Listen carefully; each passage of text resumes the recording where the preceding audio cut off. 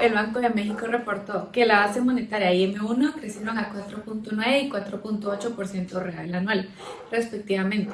En agosto, estos mismos ritmos bajaron a 4% la base monetaria y 3.8 M1, y en septiembre se moderaron aún más a 3.2 la base monetaria y 3.1 M1. En paralelo, el IGAE mostró que en agosto de 2025 una variación anual de menos 0.9%, lo que evidencia habilidad interanual de la actividad real pese a una leve mejora en el margen.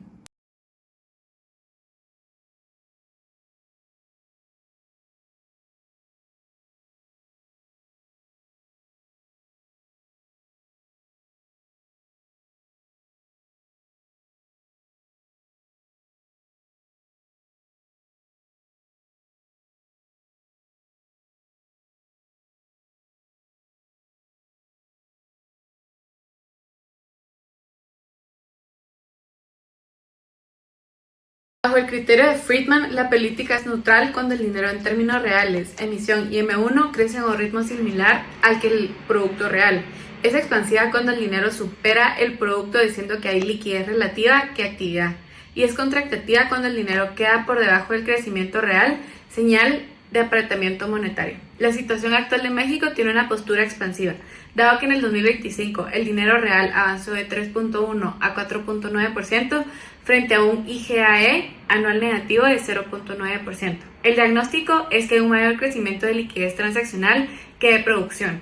No obstante, la desaceleración continua de julio, agosto, septiembre sugiere que la actualidad monetaria está acercándose a la neutralidad, al reducir gradualmente el impulso monetario, por lo que no es suficiente para cambiar la clasificación analizada.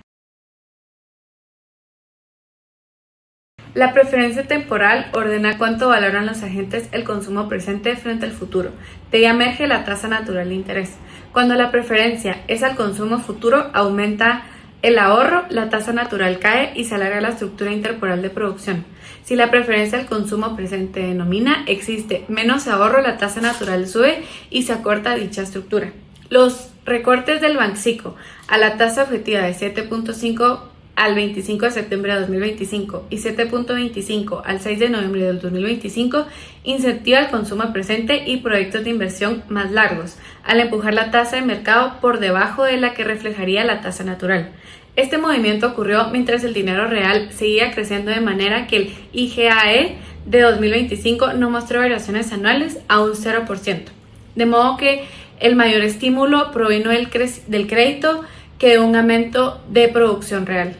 La evidencia indica que una preferencia temporal agregada inclinada al presente es relativamente alta, porque el dinero real M1 y base monetaria creció por encima del producto real, mientras que la tasa de política se redujo. De modo que el mayor gasto y los planes de inversión más largos se explican más por crédito que por incremento del ahorro. La tasa bajó artificialmente y no vemos un cambio claro hacia el valor más del consumo futuro. Por eso el sesgo sigue siendo consumo presente mayor al ahorro.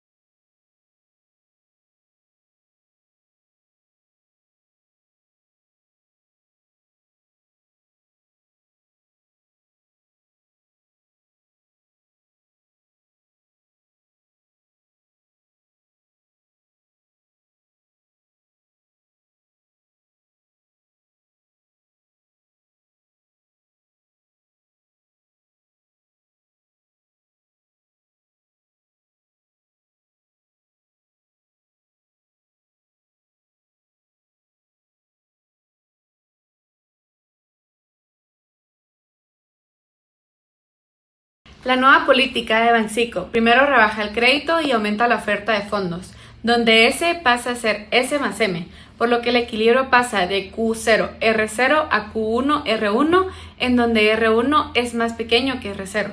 La nueva política activa la economía vía traslado a R1. Luego, al moderar el crecimiento monetario, contiene el riesgo de desalinear la estructura interporal expansiva leve que se acerca a la neutralidad.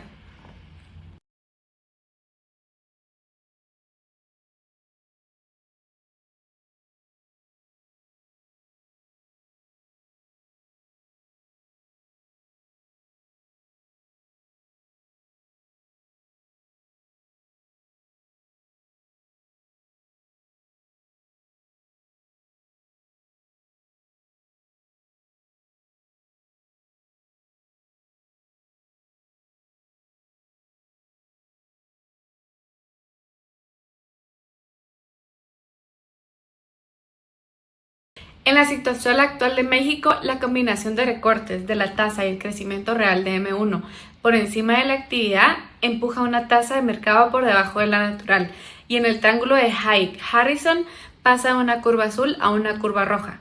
La hipotenusa se aplana y la longitud de la etapa temprana, lejos del consumo, aumenta, por lo que la tasa baja y se vuelve más viable el proceso de maduración larga. A la vez, las etapas tardías pierden el peso relativo.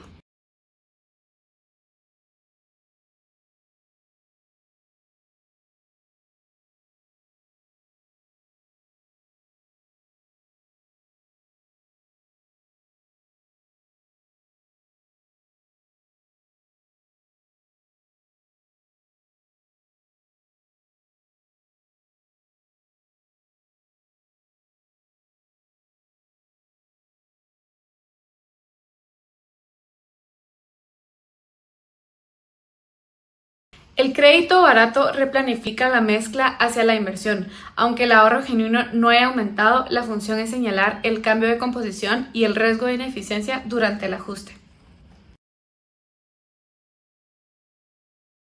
Como mercado 1 tenemos etapas tempranas, bienes intermedios como por ejemplo construcción de maquinaria e insumos industriales. Con la baja de tasas y el aumento de M1 cae el costo de financiar inventarios y proyectos largos. La demanda de trabajo en estas ramas se desplaza hacia la derecha. Mayor empleo y salarios nominales mayor en el corto plazo. En términos reales, al inicio puede haber una mejora o estabilidad porque los precios del consumo tardan en ajustarse. Pero si los precios empiezan a subir mientras los salarios nominales se atrasan, el salario real tiende a aplanarse. Cuando el impulso monetario se modera, como ocurrió de julio a septiembre, el crecimiento del empleo se desacelera y el salario nominal pierde presión. Como mercado 2 tenemos las etapas tardías, bienes de consumo final, como por ejemplo servicios al consumidor. Como punto número 1 tenemos el efecto ingreso. Por la liquidez se desplaza la demanda de trabajo y sube el empleo al inicio. 2. Tenemos la reabsorción de recursos. Hacia etapas tempranas la oferta de trabajo de consumo se contrae porque los trabajadores y el crédito se mueven hacia capital. Además, los precios de consumo reaccionan ante sí. Antes, si los salarios nominales se ajustan con retraso, los salarios real baja temporalmente. A medida que el estímulo monetario se normaliza, el empleo del sector del consumo recupera parte de lo perdido y el salario deja de deteriorarse. Suben primero empleo y salarios nominales en etapas tempranas. En tardías el salario real sufre más por el reajuste de precios y la competencia de factores. Por la deceleración del crecimiento del M1 se reinvierte parcialmente, el empleo de temprano se modera y los salarios reales en tardías dejan de caer.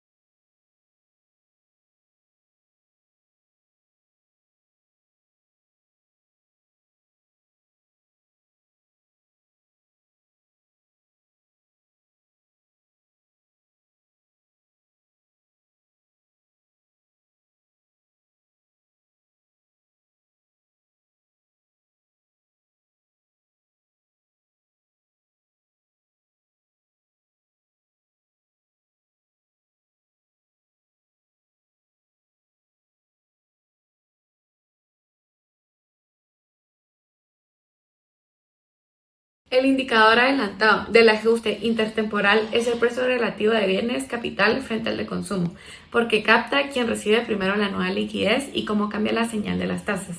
Aplicado a México 2025 hicieron que K subiera antes que C, de modo que PK partido PC aumentó. más recursos y empleo moviéndose a etapas tempranas y planificando proyectos más largos. Conforme el impulso se trasladó al consumo y después el crecimiento monetario se moderó, el PK partido PC dejó de subir y empezó a caer.